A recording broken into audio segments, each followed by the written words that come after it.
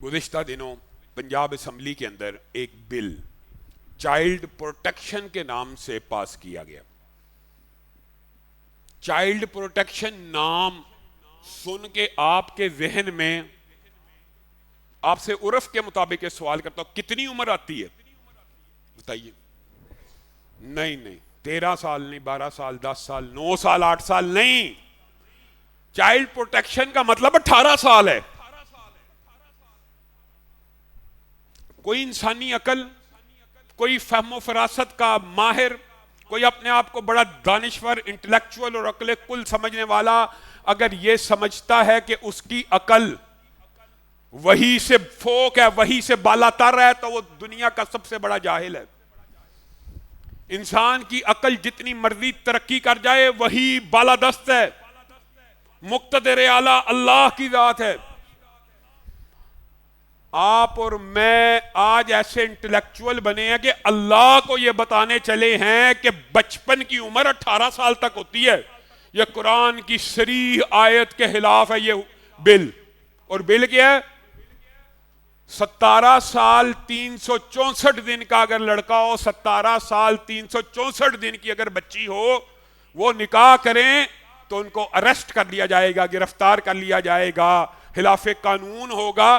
ان کو نہیں، ان کو مائنر سمجھا جائے گا، اور جنہوں نے کروایا ہے ان کو بھی پکڑ لیا جائے گا اور جیلوں میں جائیں گے۔ اسلامی شریعت کا، اسلامی قوانین کا اس طرح کا جو تمسخر ہے، وہ ایک عرصہ سے پاکستان کے حکمران اڑاتے آ رہے ہیں۔ ہم آج تک اس پاکستان کو اسلامی ریاست کہتے ہیں اور ہے، اسلام کے خلاف یہ قانون بن رہے ہیں، لیکن وہ خلاف اسلام ہی ہیں۔ ان کو اسلام نہیں کہا جاتا۔ سود ہے تو خلاف اسلام ہے، یہ بے حیائی اور یعنی فحاشی ہے، یہ خلاف اسلام ہی ہے، یہ خلاف شریعت ہی ہے۔ جی بینکوں میں سود ہے تو اس سے اگر بینکوں میں سود ہو سکتا ہے تو یہ کیوں نہیں ہو سکتا؟ یہ ایک تو قرآن و سنت سے متصادم بل ہے، اور صرف قرآن و سنت سے متصادم نہیں ہے، قانون کے طالب علم یہ جانتے ہیں کہ عرف بھی ایک قانون ہوتا ہے، قانون ہوتا ہے عرف، معاشرتی عرف۔ صرف آپ لاہور جیسے وسطی پنجاب جیسے یعنی مکمل ترقی یافتہ پنجاب کے اندر کے سائیڈ کے علاقوں میں چلے جائیں، قصور، شہو پورہ، گجرانوالہ، سیالکوٹ، یہ ترقی یافتہ پنجاب ہے۔ یہاں کا عرف بھی یہ ہے کہ ان دیہاتوں میں 16-17 سال کی بچیوں کا نکاح کر دیا جاتا ہے۔ اب اگر ہوگا تو ماں باپ کو پکڑ لیا جائے گا۔ چائلڈ تھا یہ چائلڈ ہے، چائلڈ پروٹیکشن۔ اور اگر آپ وسطی پنجاب چلے جائیں، کچھ جنوبی پنجاب، وسطی پنجاب سے نکل جائیں، جنوبی پنجاب کی طرف چلے جائیں، تو وہاں کا معاشرتی عرف ہے کہ 15-16 سال کی بچیوں کے نکاح ہو جاتے۔ آپ کو کس فلاسفر نے یہ پٹی پڑھائی ہے کہ 17 سال 360 دن میں جو تبدیلی نہیں آتی وہ 365ویں دن آ جاتی ہے؟ یہ کس نے آپ کو کہہ دیا؟ ایک دن بعد کون سی ایسی محیر العقول تبدیلی رونما ہوتی ہے کہ وہ جائز ہو جاتا ہے، اور ایک دن پہلے وہ حرام ہے؟ یہ وہ مغرب سے لائے ہوئے قوانین ہیں۔ اگر 18 سال کے بچے کو چائلڈ، اس سے پہلے کو چائلڈ سمجھا جائے گا تو کیا 17-17.5 سال کے ڈاکو کو بھی چائلڈ سمجھا جائے گا؟ قاتل کو بھی چائلڈ سمجھا جائے گا؟ 17 سال کا بچہ اور بچی زنا کریں کوئی پابندی نہیں، نکاح کریں تو پکڑ کے جیل میں ڈال دیا جائے گا۔ تف ایسے قانون کے اوپر،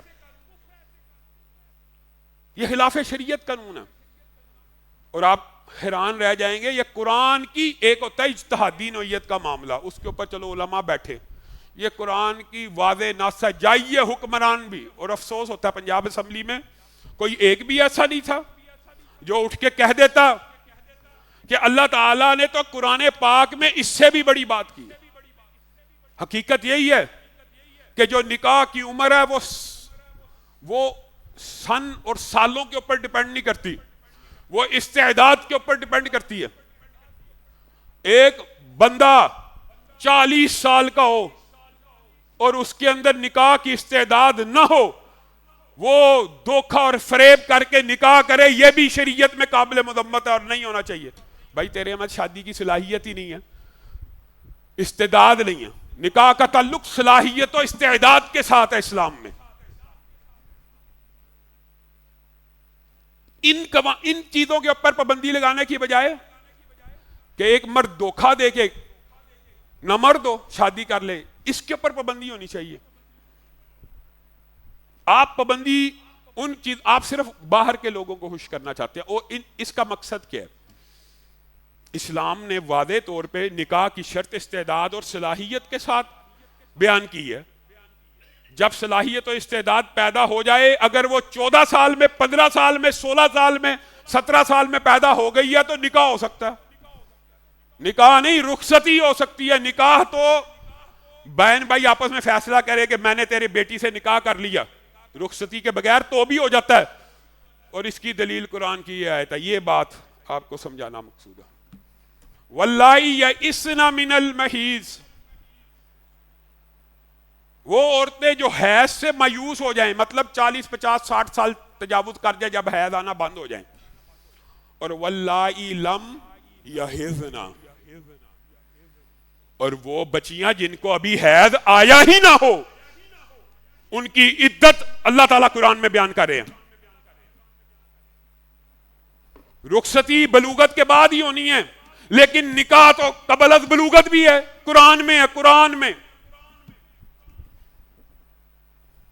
اور فقہ کا ایک چیپٹر ہے خیار البلوغ، کہ بچی اور بچے کو بالغ ہونے کے بعد اختیار دیا جائے گا کہ جو اس کے والدین نے بچپن میں ان کا نکاح کیا تھا وہ برقرار رکھنا چاہتے ہیں یا نہیں رکھنا چاہتے۔ فقہ کے چیپٹرز ہیں، اسلامی شریعت کے یہ ماخوذ ہیں، یہ قرآن کی آیت ہے۔ عرب کا عرف تھا، ایک دن کا بچہ ایک دن کی بچی بھی، یہ جی ہم نے ان دونوں کا آپس میں نکاح کر لیا۔ جب وہ بالغ ہو جاتے، جب ان میں نکاح کی استعداد پیدا ہو جاتی تو ان کی رخصتی کر دی جاتی۔ اور یہ صحابہ سے ثابت ہے۔ آپ کیا چاہتے ہیں؟ آپ ایسے قوانین چاہتے ہیں کہ آپ رسول اللہ صلی اللہ علیہ وسلم کی ازواج مطہرات، اصحاب رسول کی شادیاں، عبداللہ بن عمر بن العاص،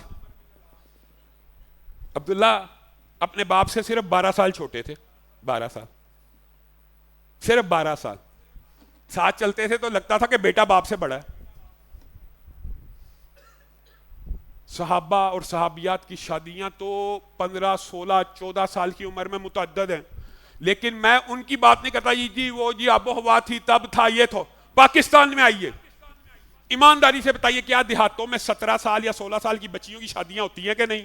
وہ ان کے اوپر جبر ہو رہا ہے۔ اللہ کے بندو، والدین آنکھوں سے ہوش سے خود رشتہ ڈھونڈ کے ان کو آباد کرتے ہیں۔ اب آپ نے والدین کے اوپر یہ پابندی لگا دی ہے کہ 18 سال سے پہلے کرنی ہی نہیں۔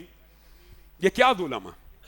یہ خلاف شریعت قانون ہے۔ اس کے اوپر بھی علماء کو آل پارٹی، یہ اصول، انہوں نے حکمرانوں نے اسلامی نظریاتی کونسل، وفاقی شرعی عدالت، ان کا جنازہ نکال دیا۔ متحدہ علماء بورڈ، یہ ساری جو اب ادارے ہیں، یہاں پہ صرف وہی چاپلوس جائیں گے جو یس سر کر سکتے ہیں، حق پرست کی گنجائش ہی نہیں ہے۔ اگر میں معذرت کے ساتھ، میں علماء کو تنقید کا نشانہ نہیں بنا رہا، یہ حکمرانوں کی ترجیحات کی بات کر رہا ہوں۔ اگر یہ علماء سمجھتے ہیں کہ نہیں ہم بھی حق کہہ سکتے ہیں تو کہیں، یہ بالخلاف قرآن ہے، خلاف سنت ہے۔ اسلام میں رخصتی کا جو معیار ہے وہ استعداد و صلاحیت ہے، اور نکاح کی عمر اللہ نے طے کی ہے۔ آپ اللہ کے قانون کو بدل رہے ہیں۔ آپ پھر تو یہ وہی بات آ گئی جو لوگ کہتے تھے کہ ایک وقت آئے گا کہ اللہ کے قوانین کو بھی بدل دیا جائے گا جمہوریت کی آڑ میں۔ ہم اس وطن میں ایسا نہیں ہونے دیں گے۔ انشاءاللہ اس کے خلاف پٹیشنیں بھی ہوں گی اور احتجاج بھی ہوگا۔ اور دوسری بات، وہ اس سے بھی وہ بھی ایسا ہی ظلم ہے۔ اللہ تعالیٰ کہتا ہے وہ لوگ جو پسند کرتے ہیں معاشرے میں فحاشی، عریانی، بدماشی پھیلے، ان کے لیے دنیا میں بھی عذاب ہے اور آخرت میں بھی عذاب ہے۔ یہ میں کہہ رہا ہوں، اللہ کہہ رہا ہے۔ لیکن ہماری ترجیحات کیا ہیں؟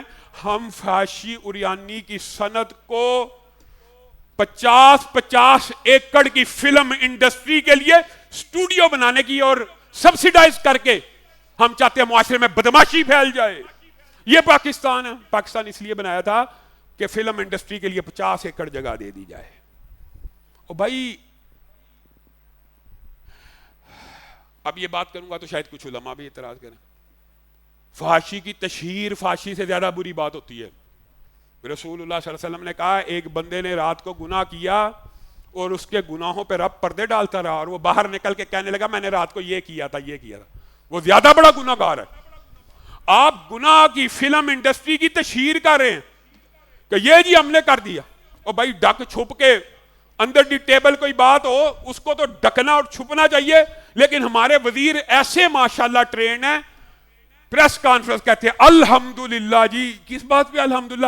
جی اس سال 5 فلمیں ریلیز ہوئی ہیں الحمدللہ. انا للہ و انا الیہ راجعون. آپ یہ دیکھیں یار ہماری یہ ترجیحات ہیں, ہم کہاں ہیں؟ یہ ہمارا معاشرہ. اور پھر ظلم کے اوپر ظلم, ظلم کے اوپر ظلم, کوئی بولنے کے لیے تیار نہیں. سولر بمب, ایک بندے نے پچھلی دفعہ کہا گوبر بمب, اور پھر پٹرول بمب 400 روپے کا ہو گیا, کوئی نہیں بول رہا. یہ پٹرول فل 4 اور ڈیزل 250 روپے تک واپس جانا چاہیے. میں نے پہلے بھی کہا تھا پاکستان دنیا کا ایک واحد ایسا ملک ہے کہ کہیں بھی جنگ ہو رہی ہو ان دو کے بعد یہی متاثر ہوتا ہے, جہاں مرضی جنگ ہو. تیسرا متاثرہ فریق پاکستان. اللہ کے بندو یہ لیوی ٹیکس یہ بند کر کے عوام کو ریلیف دو, سانس لینے دو, جینے دو. آپ مان لیا عوام کہ ووٹوں کی آپ کی نظر میں اہمیت نہیں رہی کہ ووٹوں سے کیا ہونا, جیسے زبردستی جیتنا تو پھر جو مرضی کریے. نہ عوام کے اوپر ایسا ظلم مت کیجیے.